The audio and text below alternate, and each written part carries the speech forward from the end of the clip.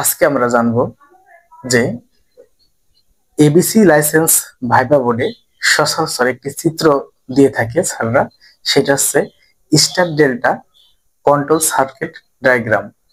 অনেকেই এই সার্কিটটা স্মুথলি আঁকলেই খুব সহজেই লাইসেন্সটা পাওয়া যায়। তো আজকে আমরা সেই star delta stature control circuit বোর্ডে এঁকে দেখবো আসলে কিভাবে আঁকতে হয়। চলুন শুরু করি।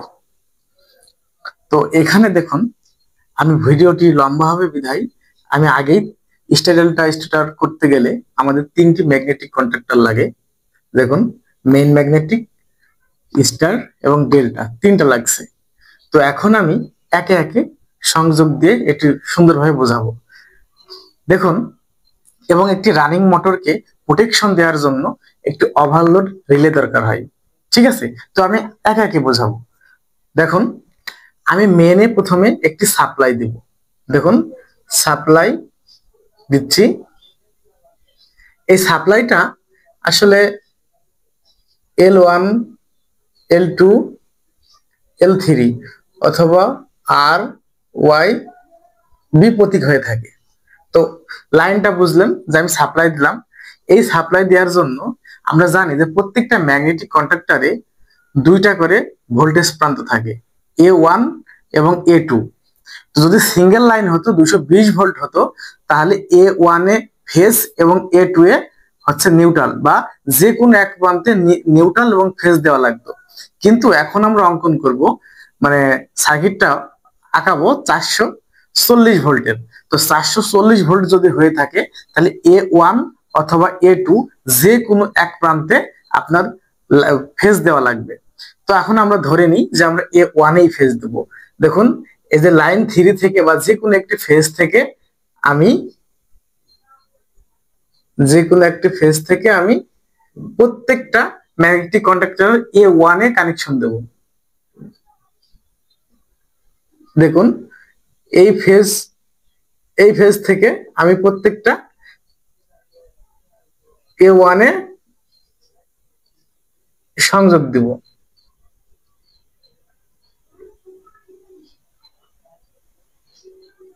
দেখুন, তাহলে A1, A1, A1 তিনটি ম্যাগনেটিক কন্ডাক্টরের সংযোগ দিলাম।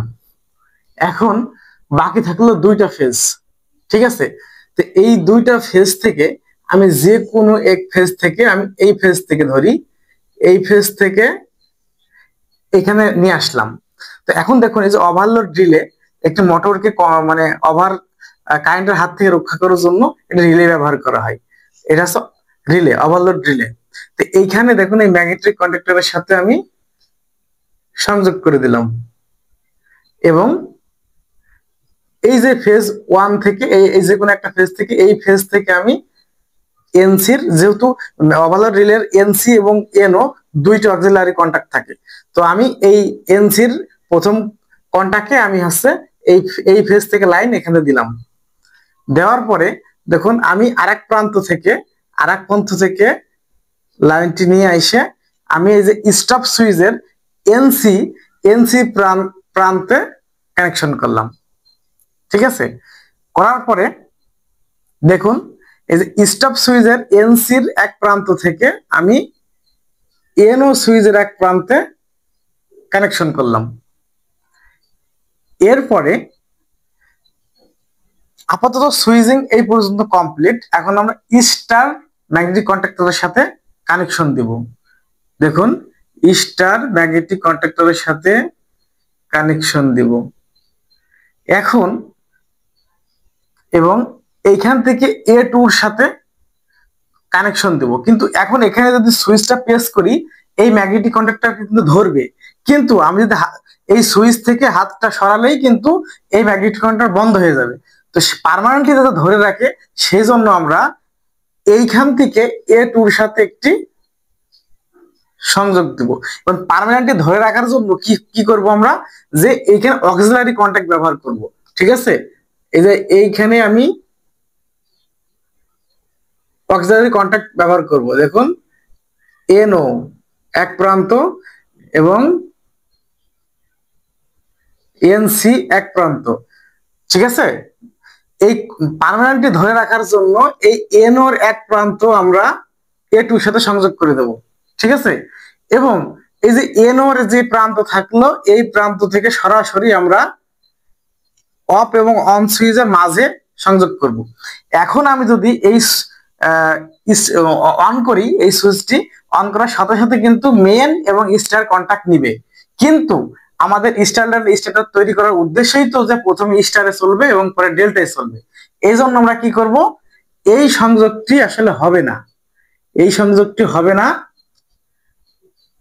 এখন আমরা কি করব, এইখান থেকে একটি সংযোগ এই যে এনসর এক প্রান্তে দেব, এরপরে এই প্রান্ত থেকে আমরা A2 তে দেব। এখন দেখুন আমরা টাইমার, আমরা জানি টাইমারের দুটো প্রান্ত থাকে, একটি ফেজ এবং নিউট্রাল, এবং এই সাপ্লাই থেকে আমরা একটি নিউট্রাল এখানে সংযোগ করে দেব, নিউট্রাল সংযোগ করে দেব, বাকি থাকলো কি ফেজ। এখন আমরা এইখান থেকে একটি ফেজ দিব, এবং দেখুন এখানে দুইটা প্রান্ত থাকে, একটা কমন, একটা এনও, একটা এনসি। তো এই ফেজ থেকে আমরা শুরু করি, কমনে দেব, এবং কমন থেকে এই যে এনও থেকে আমরা A2 প্রান্তে সংযোগ করব। এখন আমরা যদি সুইচ কানেকশনটা সম্পূর্ণ করলাম, করার পরে দেখলাম এখানে 5 বা 10 সেকেন্ড পরে যে টাইমটা আমরা ফিক্সড করব, সেই টাইমটা পরে এখানে হচ্ছে আপনার স্টার ম্যাগনেটিক কন্ডাক্টর অন হবে, এবং 5 সেকেন্ড বা 10 সেকেন্ড পরে ডেল্টাতে রূপান্তর হবে, তখন মোটরটি ডেল্টাতে চলতে থাকবে। তো এখন দেখলেন কি যে আমরা ওভারঅল আরেকবার যদি বলি, তাহলে এখানে তিনটা প্রান্ত থেকে প্রথমে A1 ম্যাগনেটের তিনটি কন্ডাক্টরে সংযোগ করলাম এক ফেজ থেকে, এবং আরেকটা ফেজ থেকে আমি সংযোগটি নিয়ে আসলাম যে আপনার হচ্ছে এই যে এনসির এক প্রান্ত ওভারলোড রিলে, অর্থাৎ রানিং মোটরটিকে প্রোটেকশন দেওয়ার জন্য আমরা ওভারলোড রিলে ব্যবহার করছি। এইখান থেকে আমরা স্টপ সুইচের এক প্রান্তে লাগাইছি, এবং আরেক প্রান্ত থেকে অন সুইচের এক প্রান্তে লাগাইছি, ঠিক আছে। এবং এইখান থেকে আমরা A2 তে লাগাইছি, এবং পার্মানেন্টলি ধরে রাখার জন্য এনও ব্যবহার করছি। দেখুন পার্মানেন্টলি ধরে রাখার জন্য এনও ব্যবহার করছি, এবং তারপরে আমরা ডেল্টায় যেহেতু চালাবো সেখান থেকে ফের নিয়ে এনসির এক প্রান্ত লাগাইছি, এবং এনসির আরেক প্রান্ত A2 তে সংযোগ করছি, এবং রিলে থেকে টাইমার থেকে আমরা কি একটা ফেজ দিছি, ফেজ থেকে কমন প্রান্তে লাগাইছি, এবং এনসির সাথে কানেকশন দিছি, এবং আরেক প্রান্ত কি এনও থেকে A2 তে সংযোগ করছি, এবং একটি নিউট্রাল আমরা এই যে নিউট্রাল মানে সংযোগ করছি।